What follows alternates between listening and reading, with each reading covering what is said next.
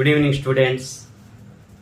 Integration topic నుండి నేను ఒక ఇంపార్టెంట్ మోడల్ ప్రాబ్లం తీసుకున్నాను స్టూడెంట్స్.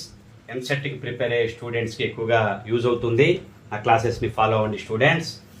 చూడండి, ఇంటిగ్రేషన్ ఆఫ్ 1 to 2 x⁻³ ఉంది.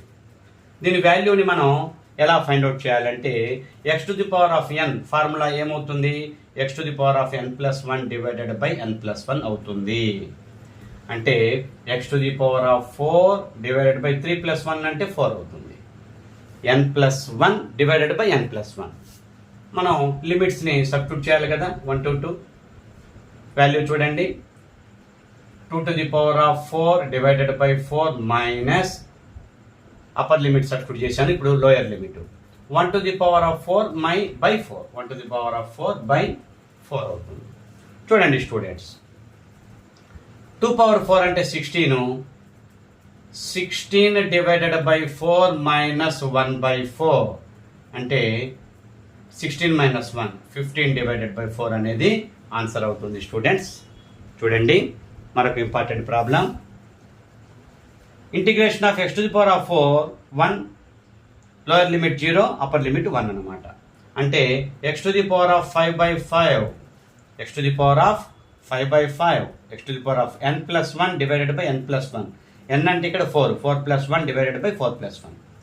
మనం లిమిట్స్ అప్లై చేసినప్పుడు 1⁵5/5 మైనస్ 0⁵5/5.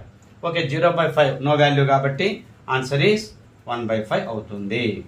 ఓకే స్టూడెంట్స్, నా క్లాసెస్ రెగ్యులర్గా ఫాలో అవ్వండి.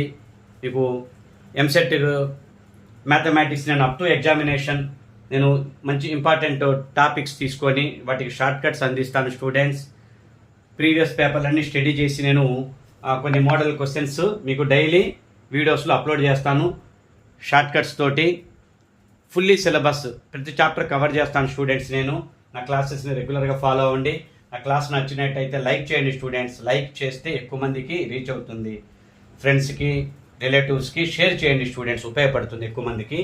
ఎంసెట్కి ప్రిపేర్ అయ్యే ప్రతి స్టూడెంట్కి రీచ్ అవ్వాలి నా యొక్క మ్యాథమెటిక్స్ క్లాసెస్. కంప్లీట్ సిలబస్ నేను విత్ షార్ట్ కట్స్ తోటి, లాజిక్స్, ట్రిక్స్ తోటి నేను మీకు సబ్జెక్ట్ అందించడానికి నేను ట్రై చేస్తాను students. Okay, thank you very much.